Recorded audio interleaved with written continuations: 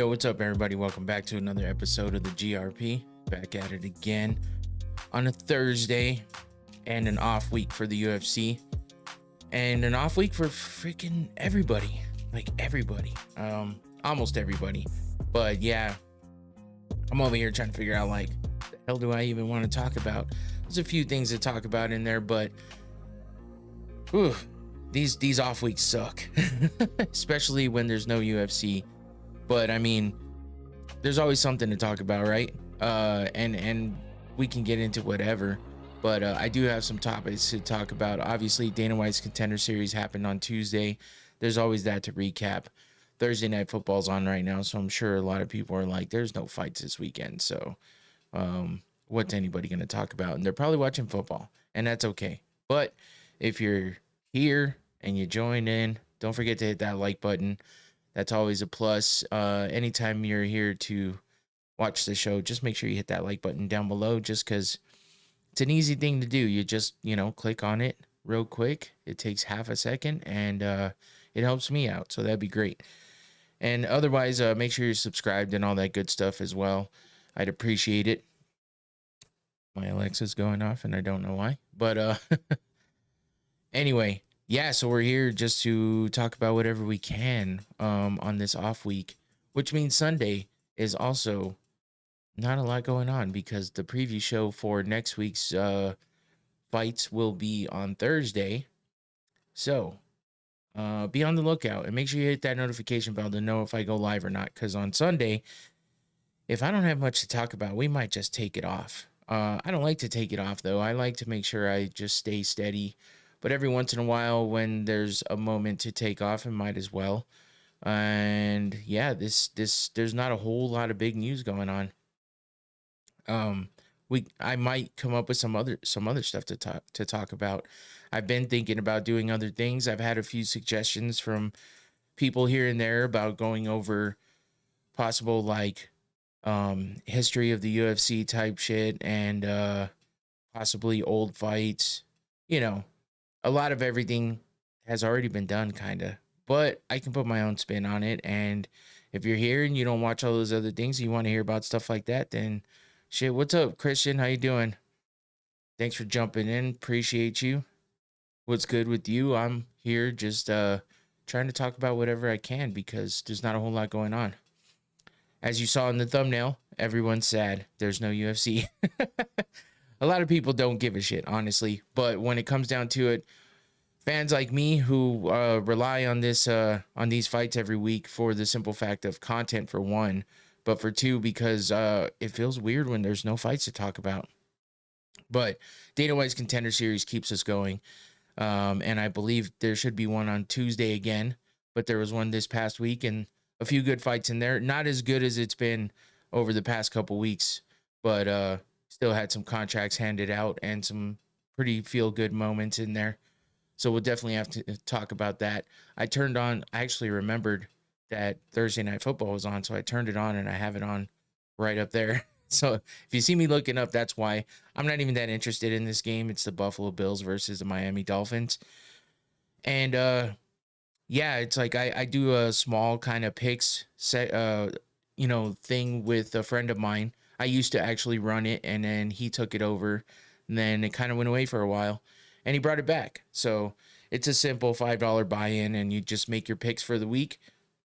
And these first 2 weeks for the NFL, I won both weeks, which is crazy because I put forth actual effort in the past, haven't put forth much effort recently, and I won both weeks, which is crazy. So this week, I almost forgot to do it, and I did it last minute. So he was like, should I just pay you now?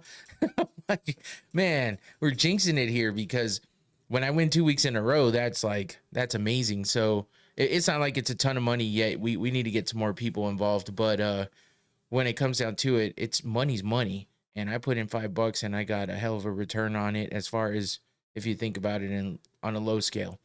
So yeah, let's see how I do this week. I got 2 weeks in the bag, 2-0 with those winnings. And then I'm a part of 2 fantasy leagues as well. So I am 2-0 in one of the leagues and 1-1 in the other. I barely lost by like a 1 point some odd points on one of them, and I was kind of pissed about that last week. But it is what it is.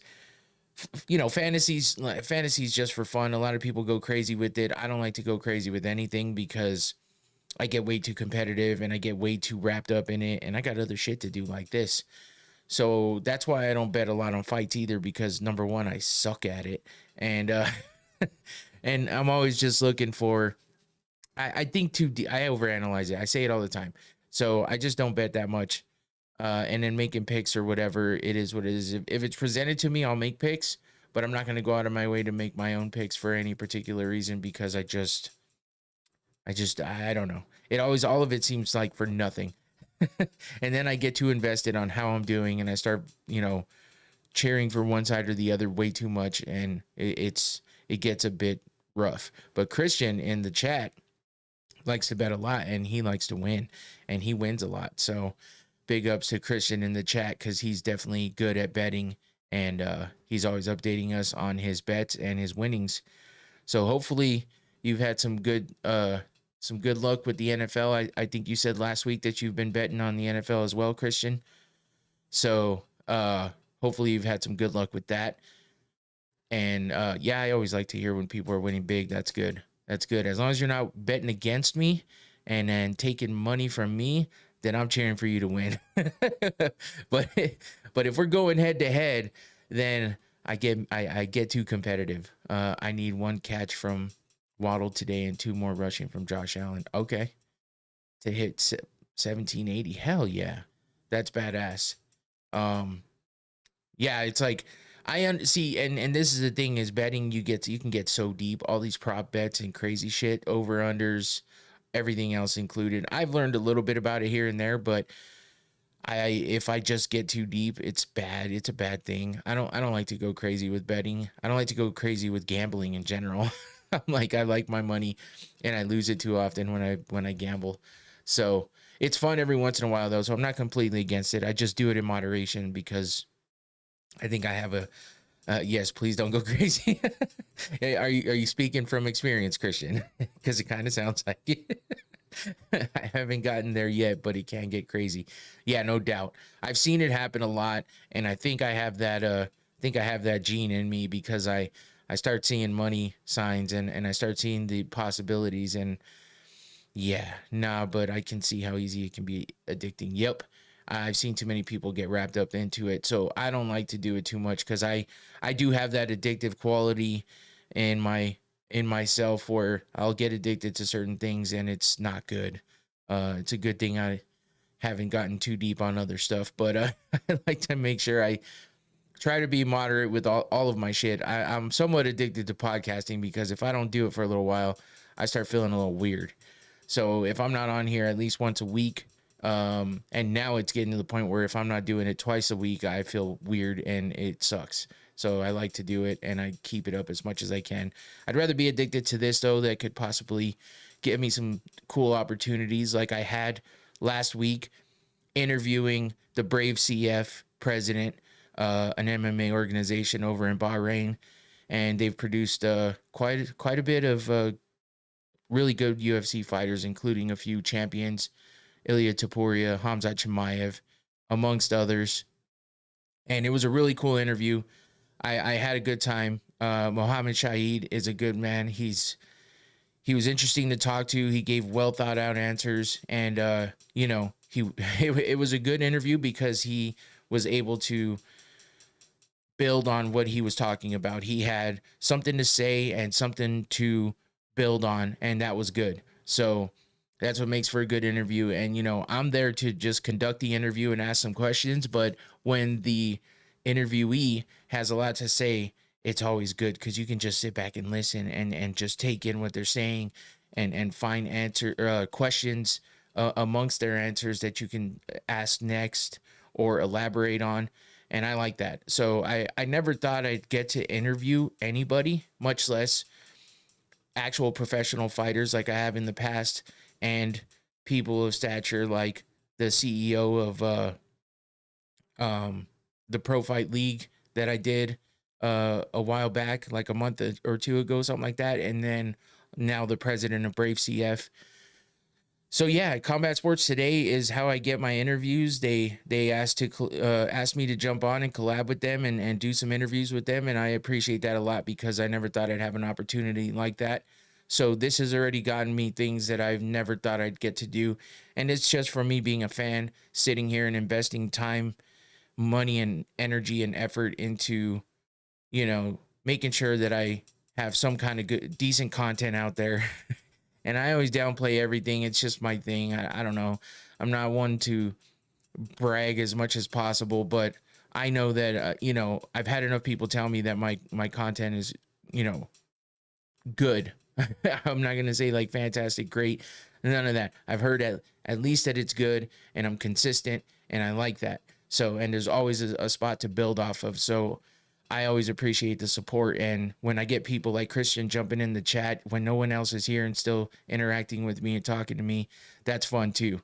So, keeping it positive and keeping it going is something that makes me feel like it's all worth it. And then the bonus part is getting to interview people and working with good guys like over at Combat Sports Today. So I'll always give them their flowers and and their props and make sure that everyone knows about them too, because while they don't need my help whatsoever, they've definitely helped me. They support me, and I like helping them out with the interviewing stuff. And when they bring me an interview, I'm like, if I'm able to do it, I do it because it's fun. I like interviewing. The more and more I do it, the more and more I like it. So I've done about 4 or 5 of them at this point, which doesn't sound like a lot, but when it comes to interviewing, like, it's a tough thing, man. I got real I got real nervous about this one with the president of an organization that has done so much and has gotten so big. Their reach has gone across multiple continents and throughout so many countries, so many eyes on them. They're big enough to be known around the world. And for me to be able to interview the president of that organization is just mind blowing to me.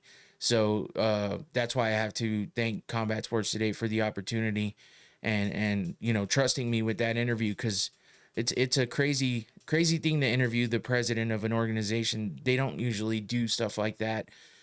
Some of them don't like to do it at all. As you know, Dana White, you only see on various little things that he handpicks. You don't see him around everywhere doing the small channels and anything like that. Which, but they're multi-billion-dollar companies, so I wouldn't expect that. But you still would think that he'd be consumed with people wanting to interview him left and right, and he picks and chooses what he does. And I fully understand that. And Brave CF has been around since 2016, and they're well established. So for the president to take the time and speak with a media outlet of sorts like Combat Sports Today, who has a great following, they've been recognized on Ariel Hawani's show. He said that it's a follow on Twitter that he enjoys, and he thinks that everything's well thought out, and they put together some great lists and cover a lot of good things in a reputable way. So I'm always like, damn, for my name to be attached to that at all, it's just it's a blessing, man. It's a great thing, and it's something that I could my gratitude for it is out of this world, because I just never thought I'd be here doing that. So yeah, it's just a reflection on all that, because I did the interview on Sunday, and it was like 9 a.m. my time, and I had this event I went to the night before, hanging out with my friends, and had some drinks and stuff, and I was just like, you know, I was nervous, and anybody I told about it, they all told me, "Hey, good luck. You're gonna do great." My friends are very supportive, so I appreciated that, and it helped me a lot. My wife is always telling me, "Listen, you're gonna do great," and that always helps me, for her to be able to be there and support me, and my kids as well. So when they see that I'm nervous, they're like there to help me help me snap out of it and be like, "You're gonna do great." So, and I'm glad that it did work out good. I felt really good about that interview, and I am going to be releasing that here on this channel tomorrow. So be on the lookout for that, and I will make sure that it's gonna come out sometime during the day. I'm gonna go ahead and just schedule it tonight for the release tomorrow. It's already on Combat Sports Today's YouTube channel, so you can always, go watch it there as well. And make sure you subscribe to them because they cover a lot of great things in combat sports, and they bring a lot of great interviews. So again, I'm always going to show my gratitude for them. So they're a lot of good guys, and they work really hard at making sure that their channel is good and has quality, and that they continue with the interviews, and they make good relationships across combat sports with the organizations and the fighters and stuff. So it's a good thing to be a part of, and I'm super happy that I get to do it. So it's just a little a little insight into all that. I don't even know how I got there with that, but I did. That's what happens when I know that I don't have a ton of stuff prepped, because wasn't a ton of stuff going on throughout the week. So, and I keep saying that just to make sure everyone knows, that's the down weeks are crazy and they're tough, and it makes it hard for somebody like me, a smaller channel, that I don't have so much time to invest, and I don't have a team of people researching for me. I do it all myself. So I rely on all of the outlets to, whatever they're reporting on is where people get the news from. So I have to kind of go through all that and figure out what I want to touch on, what I want to talk about, and what I want to research, because I only have a set amount of time. So I have a regular job that takes up a lot of my time. And then, I have a life outside of all that too. So I know I've said all this before, but I'm just helping my mental side here keep up too. It's a lot for me. I don't know, maybe I'm just being selfish in that way, but I like talking about the background stuff that happens too, because even just my setup here, you only see a small portion of it. You see a little more of it when I do the watch parties, because the camera has a wider angle lens at that time, and I'm opening it up to see more back here. And I know I've had my other camera set up where you can see, my setup that's in front of me too, but nobody really gives a shit about any of that. It's cool for some people to see, but most people don't care about all that. All they care about is what they're here to do and see and hear about, which is combat sports. So before we touch on all that, I'll get out of this reflection mode and everything else I'm talking about, and I'm going to talk about my sponsor real quick, because another thing I never thought I'd have as a sponsor for this show, and it is local for me, so I like that a lot, and it's Noctane smelling salts. I did try some other smelling salts before I was sponsored by these, and then I tried these before I was even sponsored, and I liked them a lot, and then wound up with the sponsorship. So it's cool. Noctane smelling salts. You can follow them on social media. You can go to their webpage, scan that QR code, or hit the link in the description below. There's always a link down there, because I am sponsored by them, and I like to make sure that I leave that link available for anybody that wants to try out the product, as you see me do it here live. And if you're interested in smelling salts in general, you can go learn about it on their webpage. So let's take a nice big whiff of this and get going. Here we go. Oh, man. This is the most potent bottle with the red cap, by the way. I know I say that all the time too, but yeah, it's a reminder. Here we go.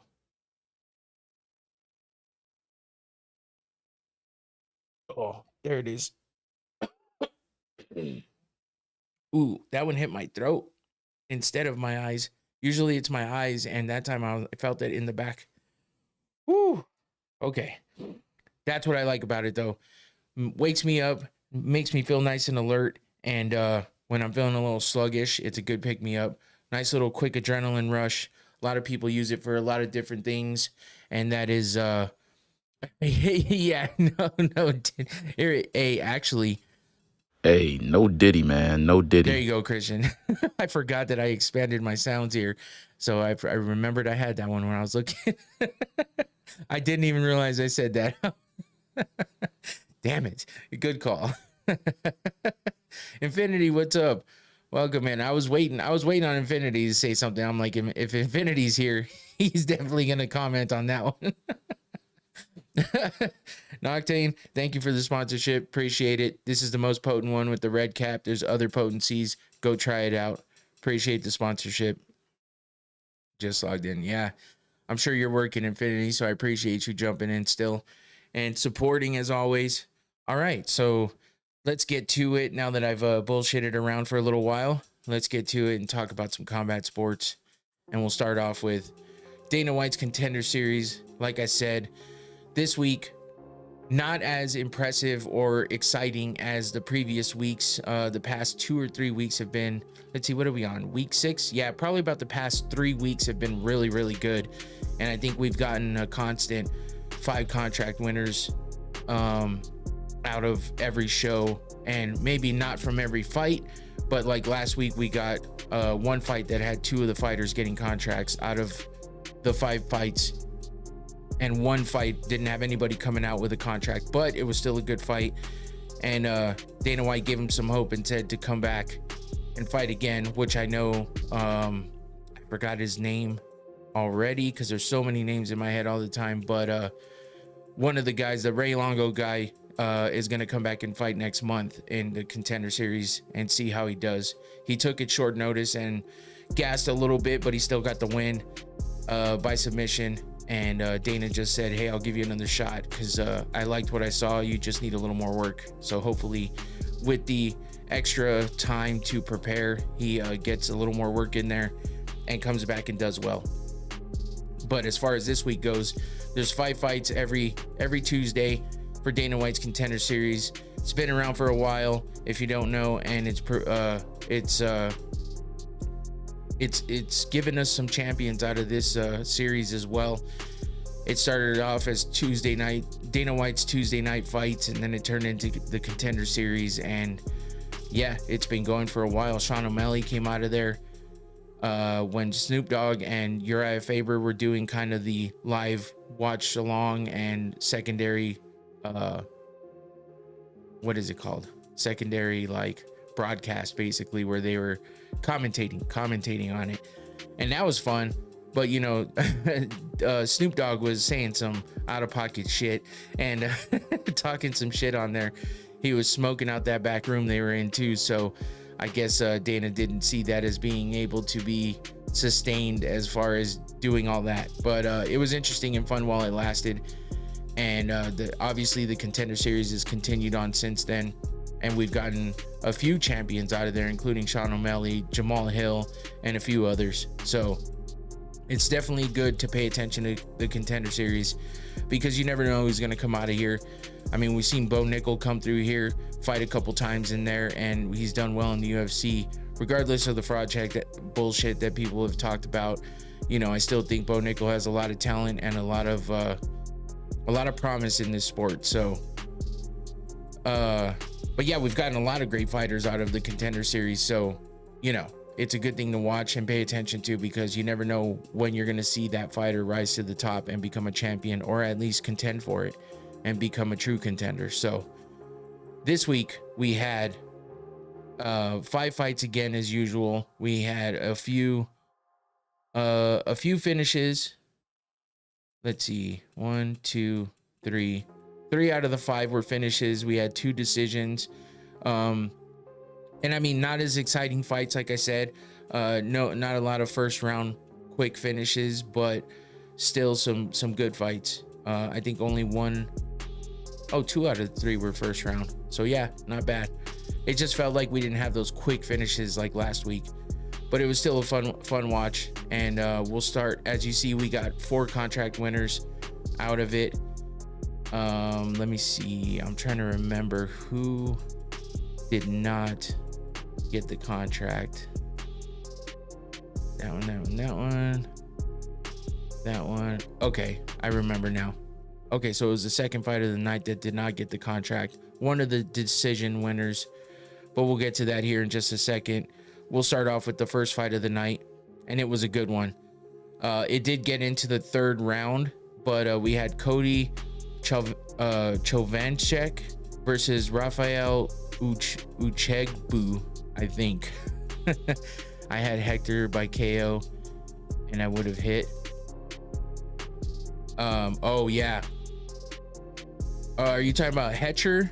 Was it Hetcher? Motherfucker got a contract. Why? I don't know. Yeah, that was the last fight of the night. It was Hetcher. I think I know why. We'll talk about it when we get there.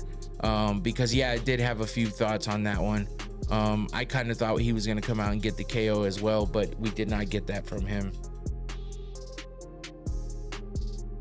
But with Tovanchek versus Uchegbu was the first fight of the night. Some tough names. Cody and Rafael, easier to say.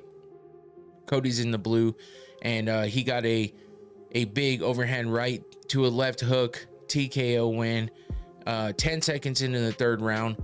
And yeah, I mean, it was a good fight all the way through. I mean, it felt a little bit long. It started off with some action, and then it got a little laggy in the middle, but still a pretty decent fight to watch. And Cody came out with the win with that TKO in 10 seconds into the third round. It was a good combination, and he landed it well, and it was a good TKO win for him. So, and he did wind up with a contract. So the first fight of the night ends with a TKO and the winner getting a contract. He's undefeated, 9-0 now, and Rafael was down to 10-2. He was 10-1 coming into this. So next up we had the Irishman, Paddy McCrory versus Insu Wong, and Wong looks like a straight up fucking Yakuza type dude. That's the only way I can think of explaining it, with all those tattoos. But his tattoos are sick, honestly. You can see by these pictures, pretty badass tattoos. Not a bad fight. It did get a little bit, same in the middle, was a little bit of downtime, and but Paddy McCrory came up the winner by unanimous decision. I mean, he did get some good shots in, as you can see by these pictures on Wang, but he wasn't able to finish it, and he moves to 7-1 with the unanimous decision win. But he's the only one that wound up with no contract after this. It seemed like Dana White just said he needs a little more work. I heard a lot about him coming from PT on Ariel Helwani's show, because he's from Ireland and he knows all the Irish fighters, and he had some good things to say about him. But where's the Infinity? I do not have that one queued up because I'm not sure that this is. I play the Mexican music, but I don't know that I want to play the rest of that. I don't know that this is the show. But it's funny. It is funny. Back in the days, man, when we were doing the other podcast, we were messing with those sounds a lot, and it was hilarious. We also had an Asian guy on that show, though, so we could kind of get away with it a little more. I don't want to offend anybody too much. Anyway, next up, he was the worst one. Oh yeah. Next up, though, we had Tommy Gant versus Adam Livingston. Gant coming in undefeated, 10-0, makes it 11-0 with his win in this one. He is 32 years old, which is not something you see a lot coming from Contender Series guys. A little older. Most of the guys that we see on the Contender Series are, in their 20s, up and comers, younger guys. But every once in a while you get an older guy in there, and 32 for fighting is a little bit older, especially coming into the Contender Series. But he showed up and he showed out, and was able to get a first round finish over Adam Livingston by taking him down and getting wrapping up that choke. He got a guillotine 2 minutes and 47 seconds into the first round, and they exchanged some shots here and there, but it was a good mix of skills that Gant showed, and was able to wrap up that submission and get the win over Adam Livingston. Hand him his first career loss. It looks like. Let me double check on that, because it says now he's 6-1. So yeah, he was coming from LFA where he was 2-0. He had some other fights. It looks like he lost in his amateur career, but in his pro career, he was undefeated until he met Tommy Gant here in the Contender Series and suffers a loss by submission in the first round. That was in the men's lightweight division. And that leads us to the number 4 fight of the night. Yet another hard, difficult name to say, but I would say this was the best fight of the night. It was very short, but man, it was exciting to watch. Iwo Boroniewski versus, oddly enough, Muhammad Ali. The guy in the maroon shorts that lost. His name is Muhammad Ali, but he spells it Mahamed, and Ali is spelled ALY. So a different spelling, but nonetheless, his name is Muhammad Ali, which was kind of weird to hear. And unfortunately, he did not fight like Muhammad Ali because he wasn't floating like a butterfly. He did not sting like a bee. But more than anything, he got stung by Iwo. And yeah, he got the TKO win by overhand right and finished it on the ground. And that was 20 seconds into the first round. So it looked like Ali came out definitely ready to fight, threw some big shots in the very few seconds, but Iwo just played it smart and was able to find the opening, and his first shot landed was a TKO win with that overhand right. And I mean, it was a powerful one. So good for him on that. That puts him up to 6-0, still undefeated. So that gives us how many? 3 out of the 4 fights to start off the night are undefeated fighters that continue to be undefeated. Paddy McCrory had 1 loss already. So, but yeah, that was the co-main on that. And then we get to the main last fight on Dana White's Contender Series on Tuesday. And that was the fight that Christian brought up earlier, which was Hetcher Souza versus Maxon Lee. And this one went to unanimous decision as well. And what Christian was saying, motherfucker got a contract. Why? I don't know. He said that because, I mean, it wasn't a super impressive fight. I mean, Hetcher did well and was able to, catch Lee quite a bit with his striking, and was doing well on the ground. Lee is a pretty lanky guy and didn't really use his length real well, but he was able to fight off some of the grappling and stuff with that length. But he just seemed to be overwhelmed in almost every position. So Hetcher was able to wear him down and really put it on him in the last round, in the third round is what I was trying to say. But the biggest thing about this, and what I was saying to Christian about why he got the contract, I think, is something that helped him, I guess. His dad passed away 2 days before he fought.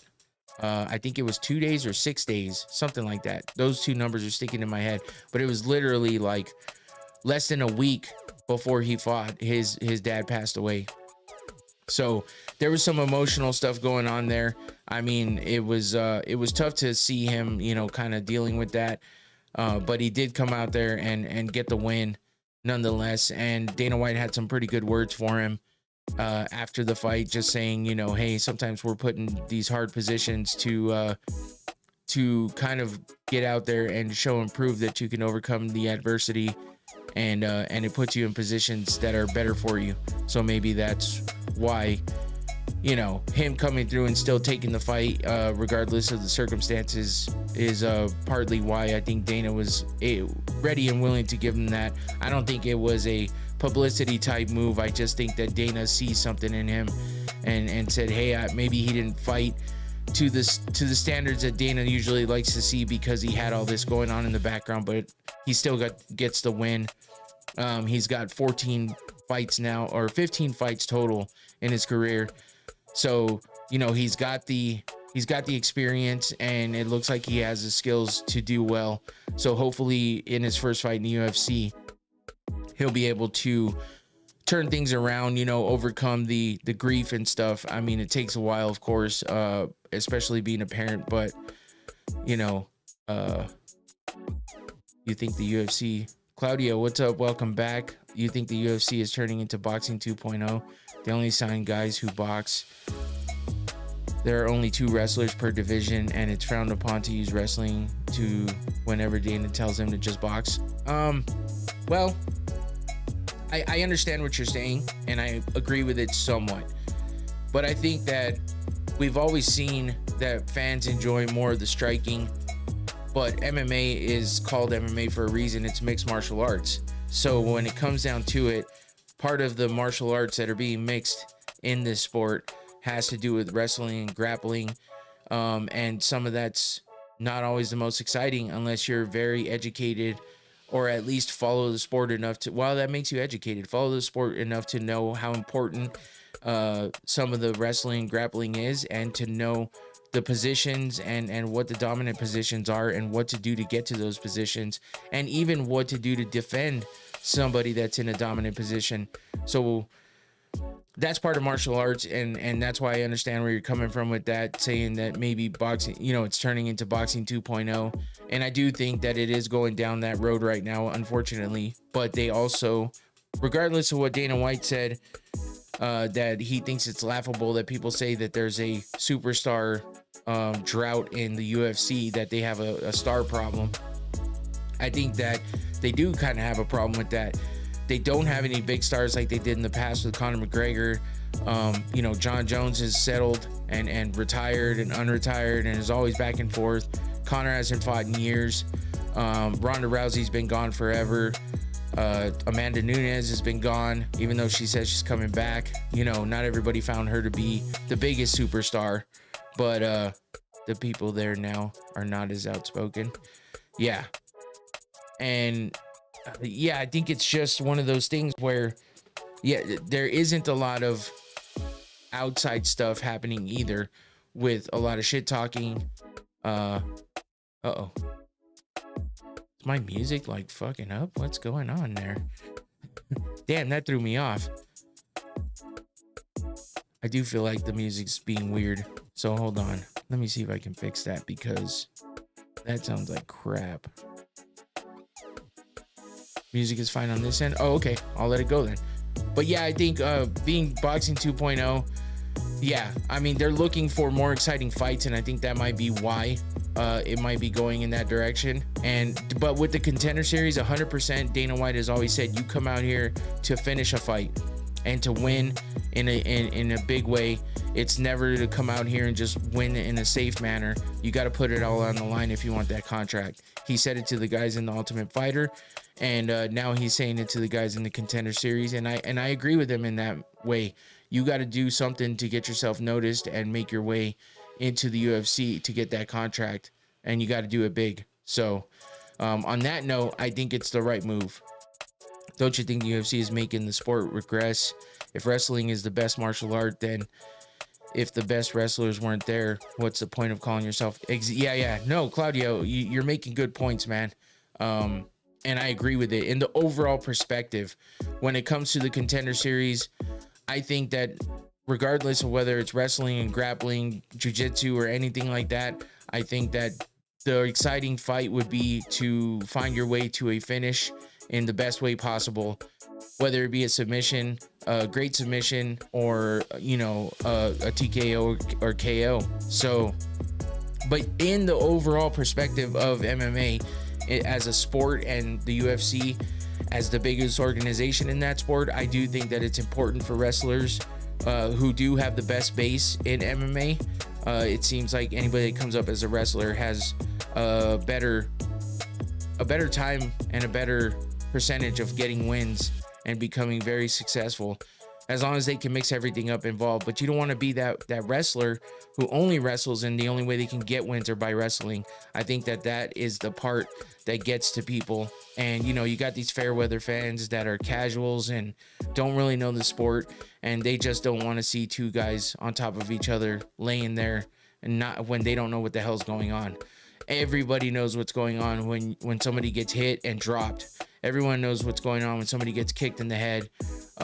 Everyone knows what happens when you throw a strike and then your opponent goes to the ground and falls, because that's self-explanatory. It's the integral part of the sport is where Brazilian Jiu-Jitsu, wrestling, and grappling all come into play, and you have to know a little more. So I guess Dana is catering to the casual side of the sport, because he already has all the hardcore fans locked in, just like he already has the US locked in as a mainstream following and viewership that's why they're expanding to international and trying to make it bigger there, and they're catering to that, taking fights to Saudi, taking fights to Dubai, taking fights all those places, China, everywhere outside of the US, because they are, look at how many champions are not US champions. We only have one champ from the US, and that is Kayla Harrison in the women's featherweight division, bantamweight division. So that says a lot. And so they do have to cater to the outside of the US fan base, and it seems like they're pointed more that way. There's a lot of people out there that think they're not going to put a lot of emphasis on the US when in the future, because they're continuing to expand with the Turkey El Sheikh jumping in the Saudis. So it's tough, man. It's a weird thing. And yeah, I don't know. Look at how many guys from the are denied contracts by the UFC for being boring, by fighting like Hamzat or Islam. I think organizations like the UFC do more harm to the sport. Yeah, I mean, I understand where you're coming from with that, Claudio, but I don't know that they do more harm to the sport. I think that they just sit in a position. So your answer is that it's turning into boxing 2.0 with some random kicks, huh? I'm saying I agree with that notion to a certain extent. I think they are catering a bit more to being exciting, because there's a bit of a lull in excitement, and I think everyone's getting so comfortable with having fights every week. Like this week not having one, there's a lot of people out there that are like, what the fuck, there's no UFC this weekend.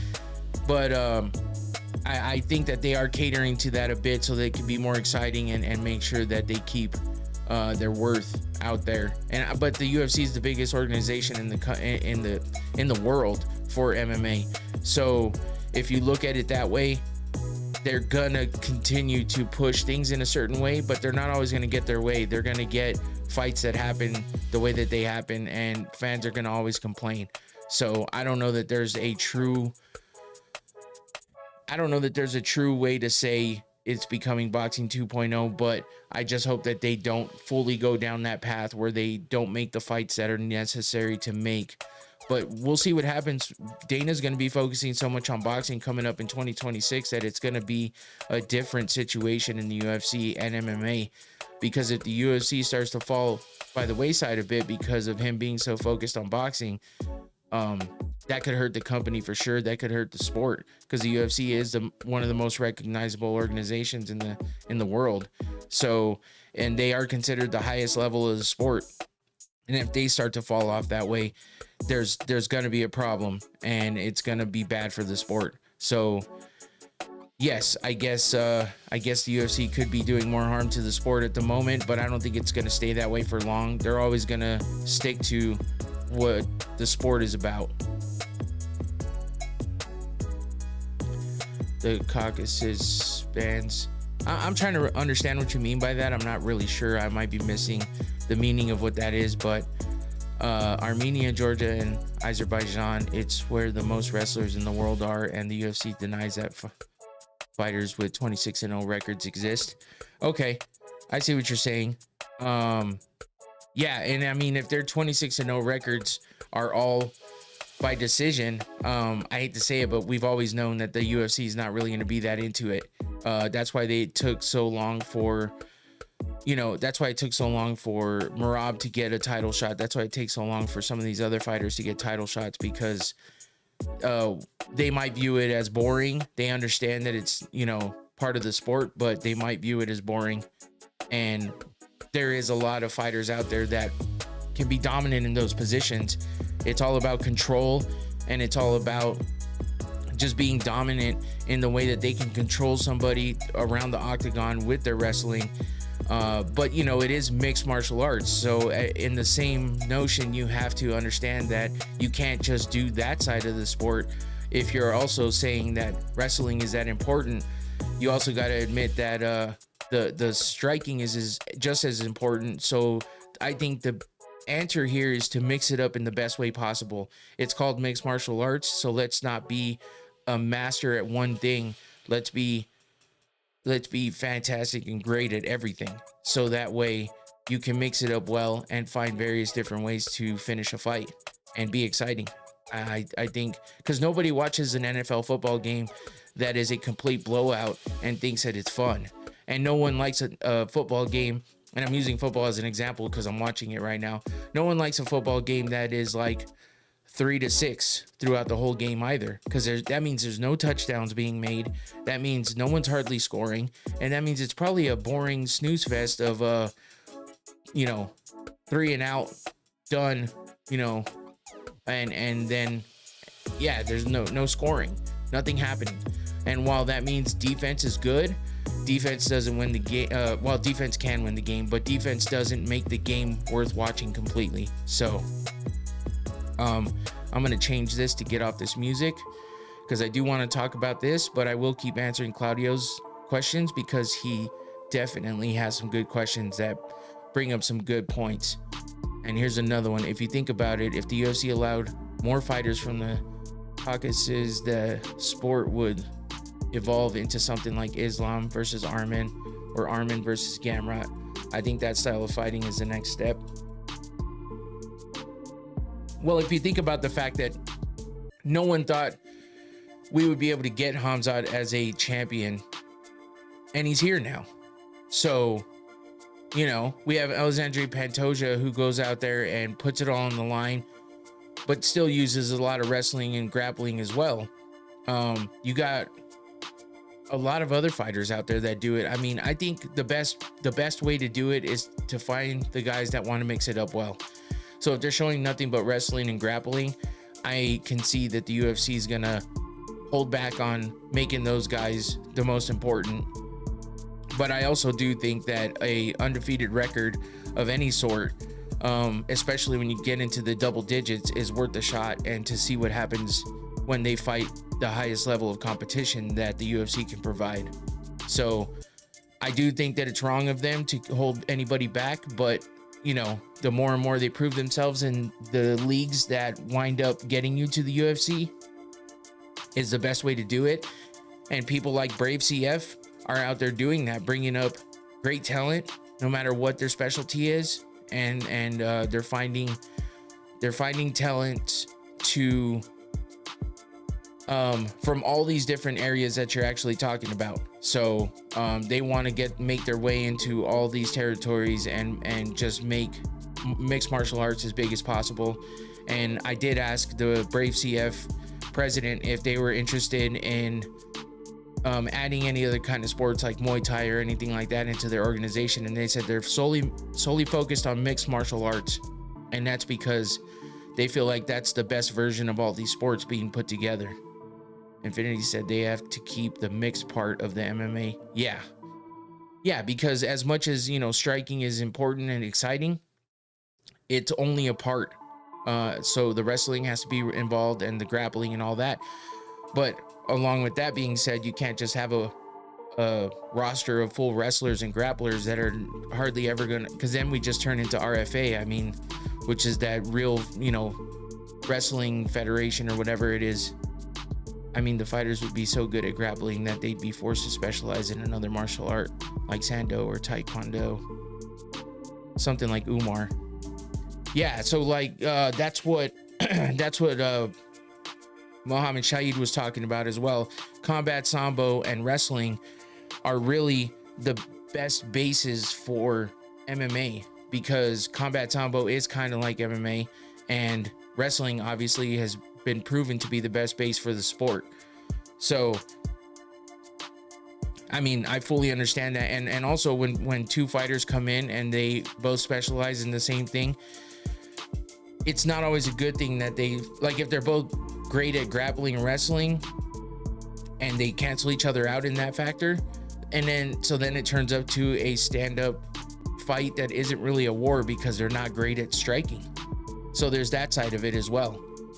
So I think it's just kind of a give and take. I just feel like it has to be one of those things that has to be taken into consideration, that everything is worth having and everything is important when it comes to this sport. But I gotta fix this because I just realized that I can't even read the whole thing. Claudio says, and they wouldn't just be random fighters who enter the UFC and are undefeated because the organization is full of strikers like Movzar. Yeah, I mean, I get what you're saying, man. I just think it's a fine line between specializing in something and thinking that that should be brought in only solely for that reason.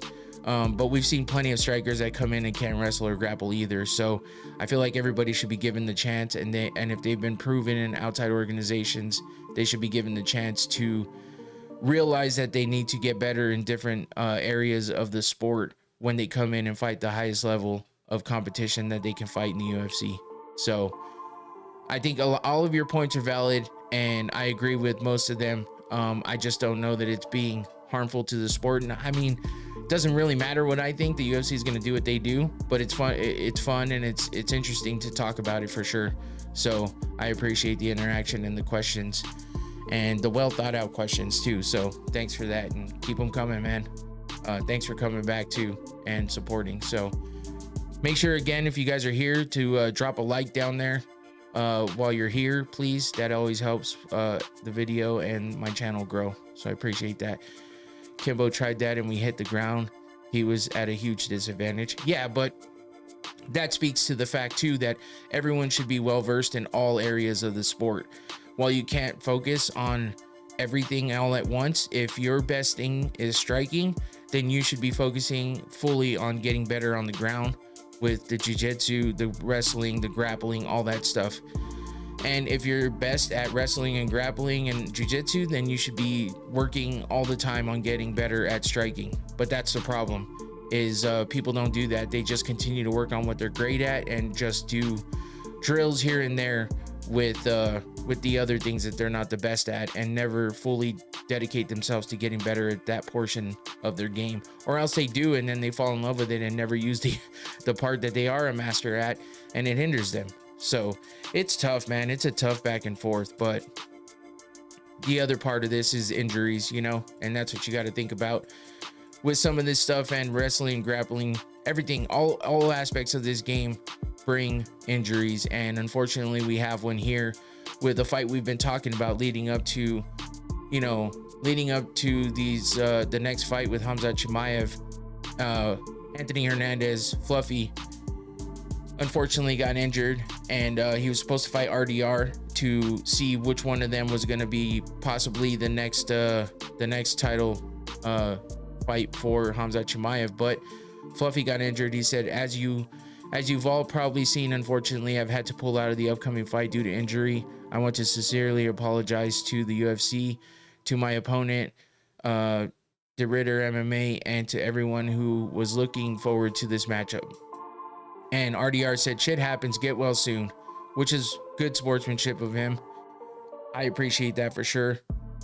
Claudio says, I think the US wants UFC fighters, but the Caucasus fight game is several steps ahead of the rest of the world, so no one else can do anything against it.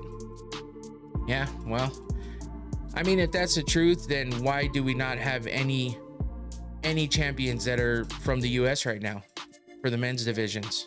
That's all I can say. And you know, to combat that one, I mean, they could try all they want to keep them out, but they're going to be the best fighters, and they're going to be the ones that make their way in and win the championships. So if the UFC doesn't want US fight, if the UFC only wants US fighters, then why aren't all of the champions US champions right now? And Kayla Harrison is a judoka and predominantly does wrestling and grappling as well. So I mean, even the one US fighter is not not really the biggest striker in the world. So unfortunately, that goes against what you're saying.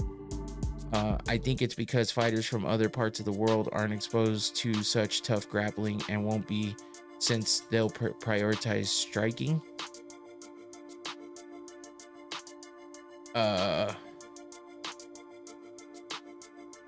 Okay, yeah, well, and you know, that's just what but I think the world is now catching up to the fact that mixed martial arts is about all of it. They should know at this point. So the thing, unfortunately, the thing I can say against everything you're saying, Claudio, which I'm not just trying to say things against you, I'm just devil's advocate right now, is that, you know, everything you're saying is the exact opposite for the US. So it's like the US is full of strikers, sure. The US, prioritizes striking, sure. But in those other countries, they prioritize wrestling and grappling. And so that's their thing. So that's why we get to mixed martial arts. And that's why they're trying to get into MMA and fight for the UFC, because the UFC is about mixed martial arts. And in the end, whoever wins is the better man at the time. So it doesn't matter how they win. We have plenty of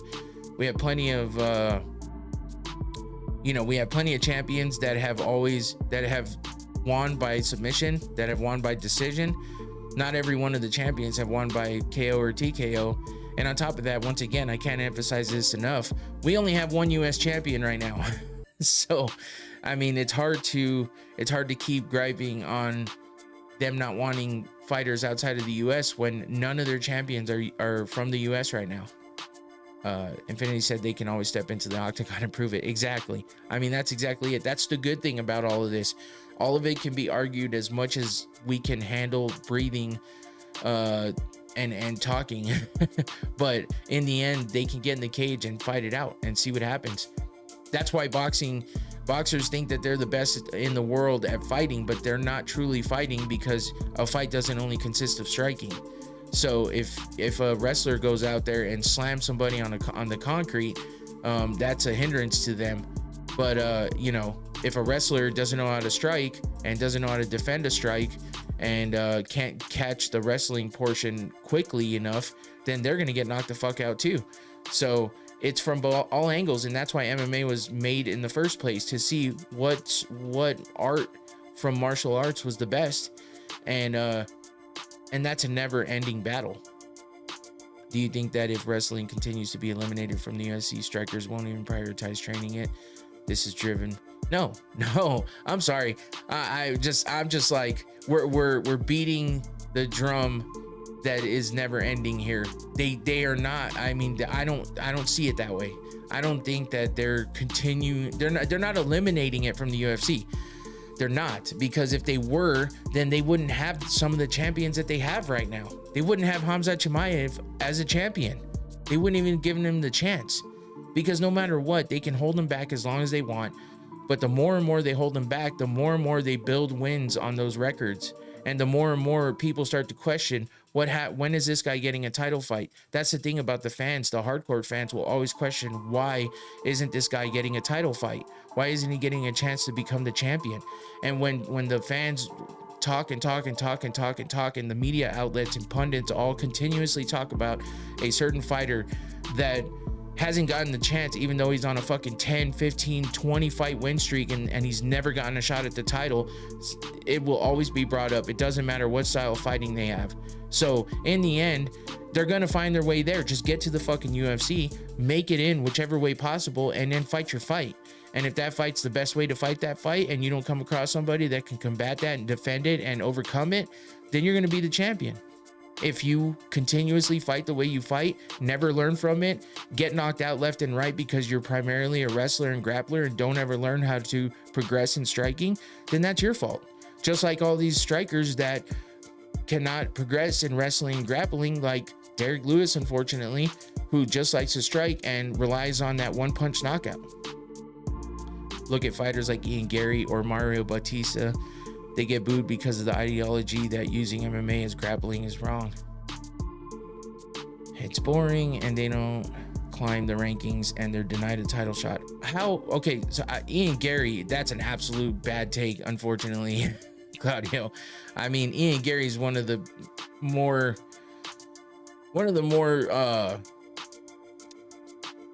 I mean, people love Ian Gary, and the UFC seems to like him too. So I don't think he's being held back at all. I think that he showed that he had some holes in his game, and he's slowed down a little bit, but he's just when he starts to pick it back up and starts winning again like he was before, I just don't think it's lined up for him. And we also don't want to rush these guys into a title shot. Ian Gary doesn't have like a crazy record of the legends that he's fought. Not that you need that, but he doesn't. I mean, he's working his way up. When we push these guys too fast, that's how you lose out on stars. That's how you hinder people to not be able to get to the potential that they could possibly get to, because you give them too much too fast and it stifles their career. So I think that you have to work the way up the ladder certain ways. There's only few guys that can be so outstanding that they rise above the rest faster than the rest. But we've seen the outcome of that a lot of times. Look at Conor. He never defended any of his fucking titles. He just had a mouthpiece that worked for him. He had the swag. He had the charisma. He backed up his shit talk.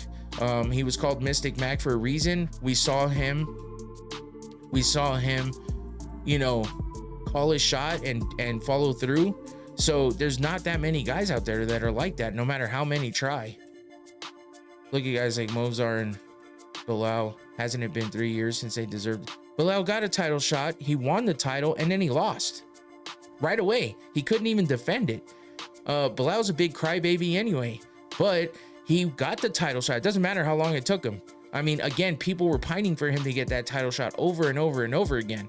So, I mean, you can't say that people didn't ask for it. And yeah, maybe the UFC didn't give it to him, but we don't know what's happening in the background of all this shit. And Bilal is a boring ass motherfucker as a person. So his fight style being the way it is, guess what? If he's out there knocking people the fuck out or finishing people in general, whether it be by submissions or TKOs, he's a boring person. and he cannot talk on the mic. He has nothing. This isn't just about being, you know, one thing or another. It's about being the full package. And so if you're undeniable and you're boring on the mic, well, you're undeniable. Look at Ankalaev. He's not good on the mic, but guess what? His fight style won. So all of these points being made, unfortunately, Claudio, there's a lot of ways to combat those. Some people just want to fight and that's all they're good at. Yeah. And, you know, it doesn't matter which way they fight. They just want to fight. And if you made it to the UFC and you make your way up there, it doesn't matter how you made it up there. And it doesn't matter what you did, what your specialty is. If you're there and you get a title shot and you win, you deserved it. Bilal deserved it and he got it and he won. But, you know, what's the legacy? You didn't defend at all and you haven't done anything else. So, yeah, his career's not over, so it's yet to be seen, but that doesn't mean that he can't overcome this stigma that's around him. But that's all I've ever heard from him and from people that know him and talk to him and talk about him is that he's just boring. And regardless of his fight style, which unfortunately isn't the funnest thing to watch in the world, doesn't matter what it is, it's just not fun. And he's annoying to watch. That's just my personal opinion though. And it seems like a lot of other people feel that way too. But Movzar, I mean, I think it would be better to have an MMA tournament every 3 years, like the Dragon Ball tournament, where anything goes. I mean, that's a fun thought, but it'll never happen. The UFC started tournament style. They changed it for a reason. It's the only way to become mainstream back in the day, and they cleaned up the sport. And now look at the giant that they are now. And no matter what anybody wants to say about the UFC, they're still the elite of the elite. They're the best of the best. And, you know, we got all these organizations out there that are trying these things like the PFL tournament. Bellator had tournaments. Tournaments don't mean shit, unfortunately, especially when there's injuries involved and all that. That's just human nature. It happens. People get injured. People have bad days, bad nights, and have to pull out of fights, and it fucks everything up. So that's why tournaments don't work. So with RDR, I'm sorry, with Fluffy out of the fight with RDR, which unfortunately for Fluffy, that sets him back quite a bit. He's had quite a few canceled bouts in the past. Most of the time it's not his fault, but a few of them have been because of him getting injured or something else.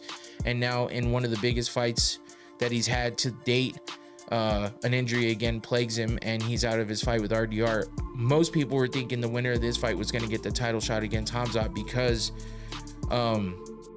Imavov versus Kyle Bahalio wound up the way it did, where Imavov, he fought a good fight, but it wasn't good enough. Kumite. Imavov fought a fight that was good, but I don't think it wasn't like this outstanding fight that should be like, oh, no one else should even have a chance to get the shot. He gets the shot no matter what. That's not the type of fight that he fought. While it was good, and he got a big win over Kyle Bahalio, he had the strength of schedule behind him that showed and proved that his experience was above and beyond Kyle's experience. And Kyle just he fucked up by doing that weight cut beforehand. His road to that fight was bad, so I hope he turns it around and learns from it. And if anything that Sean Strickland was saying about him being useless because he was more worried about making the money for being a backup fighter, I hope he learns from that as well, if any of that is true. But unfortunately for Fluffy, I think he had the best shot against Hamzat. As far as fighting style and stuff goes, a lot of people think maybe RDR does because he is good at, you know, wrestling and grappling, but I feel like Hamzat is a better striker than RDR, so I think that he's going to dominate RDR in the striking because Hamzat knows how to mix it up well. At least that's what we've seen in the past. So I think that RDR now fighting Brendon Allen, I don't know that we're going to get the winner of this one getting the title shot unless somebody does something outrageous, outlandish, and spectacular. I think Imavov will probably wind up with the shot just because he has the better strength of schedule and again, fought a bigger name. Brendon Allen's a big enough name, but not like Fluffy was for RDR. So, oh yeah, Buffalo. That's good. That was my first pick. So 1 down and the rest of the week to go. On my way, hopefully, to being 3-0 in my picks and some more money in my pocket. That'd be dope. But yeah, anyway, Brendon Allen versus Rainier de Ritter is the fight that is now happening on October 18th instead of Fluffy versus RDR, which is upsetting, but guess what? Brendon Allen's a good fighter too, and he could give RDR a good fight. So I'm looking forward to it regardless. Let's look at some other fights that were announced. Thanks again, Claudio, though. I mean, I'm not really getting heated. I'm just getting worked up, as in, I don't, you know, it seems like the question of wrestling and grappling just gets repetitive. It's always the same points, no matter who's talking about it, and there's no way around it. The UFC is going to do what they're going to do, and I feel like it should be more mixed than it is just being great at this and not so great at that, and always using this strategy and never using this one, you know, one way or the other. I don't think that any of that works. I think the best way to do it is to mix it all up, be good at all of them, and just have that grit to get through it. Have to be passionate to do this several times per week. yeah, it's true. That's true. And I do get overly passionate sometimes. So I just don't want it to sound like I'm mad or anything like that. It's just just passionate, and you know, sometimes there's no other explanation for it, and I'm trying to find one. Honestly, I really am trying to find one, and that's why sometimes I get a little bit frustrated, and I'm just like, I don't know what else to say. I mean, I've made all my points and the same questions come up. It's all good. And a live show. yeah, so I mean, you know, but it's fun. I think it's better to see it live and happen, see my thought process go through live, and see the wheels turning, because sometimes when you just get a clip and it's just like the best part of everything, you don't really know what got you there, what went into that, and then people are like, oh, he's just steadfast hard on this point, and it's like, no, you can see the progression of how I started and how I ended. So that is a good thing. Anyone can pre-record. There's a difference. Yeah, for sure. So, and this is coming from somebody who knows, who's podcasted quite a while himself, so thanks for that, Infinity. But yeah, so some more fights announced.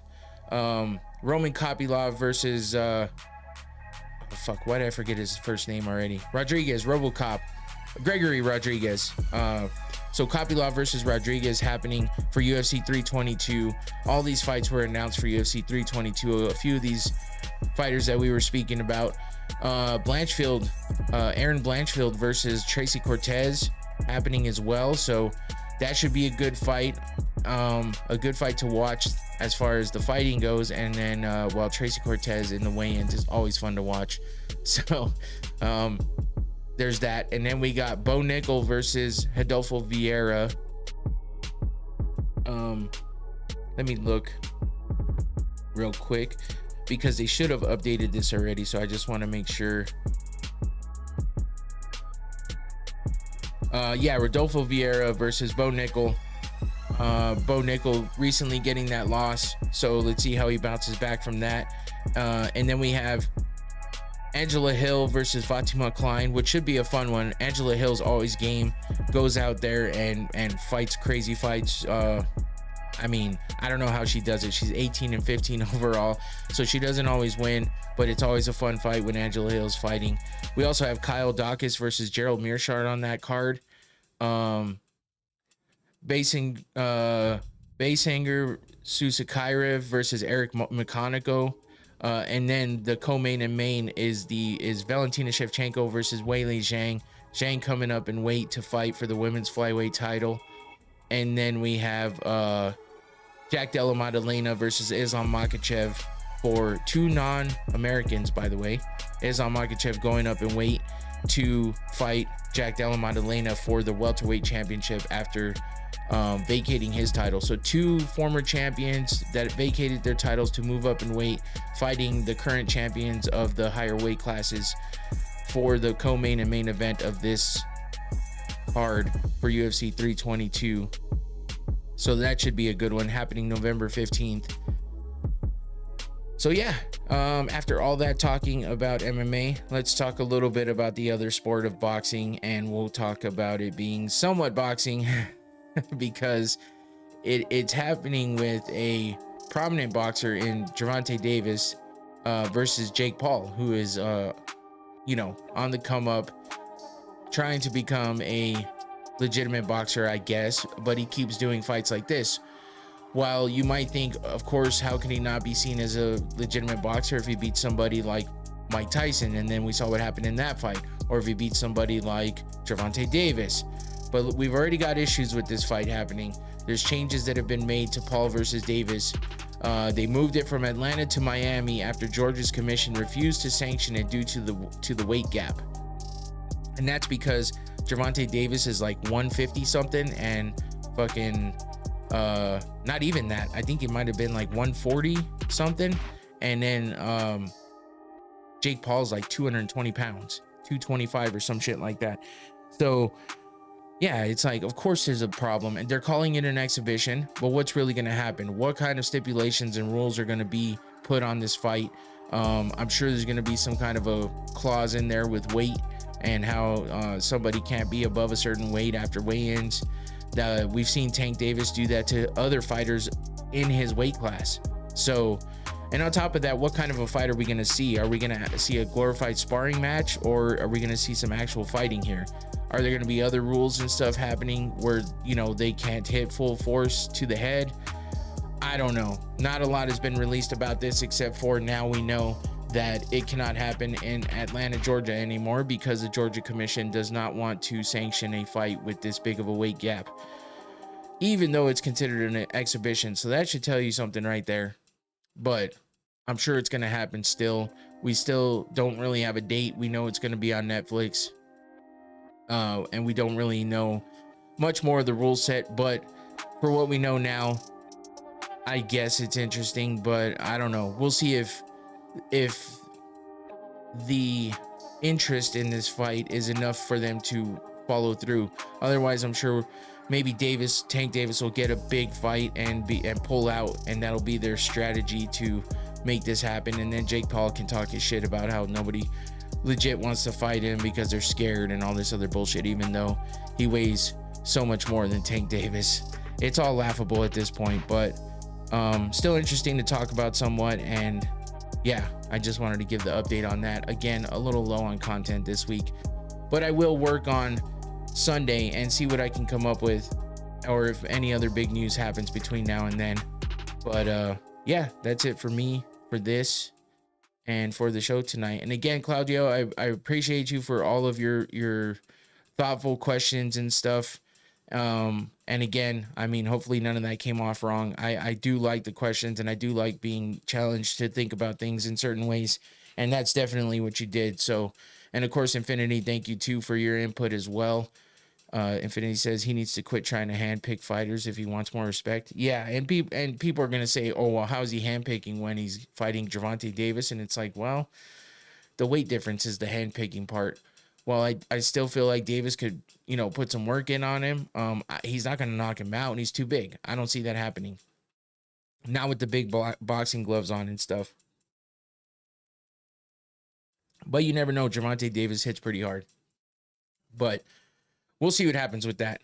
Anyway, that's it for me. I appreciate all the interaction and the support as usual. Claudio, Infinity, and Christian Garcia, appreciate you as well for keeping things going. And damn near 6-inch height difference. Oh yeah, well that too. That could be a problem for Jake as well. Trying to punch down like that might take away some of that power, but you never know. And then how the fuck? I mean, what is Tank Davis gonna do? Fucking jump around? Maybe. We'll see. But it'll be interesting if it actually happens. But that's the thing. We'll see if it even happens. So anyway, that's it for me. Come back on Sunday, or at least subscribe if you haven't already, and hit that notification bell so you know if I go live or not. And if I don't, I'm sorry. I might take the day off. It just depends on how things go, because there's not a lot going on. So anyway, that's it for me. Thanks again for all the interaction and the support. Appreciate you guys. Take it easy. We'll see you next time. I'm out of here. Peace.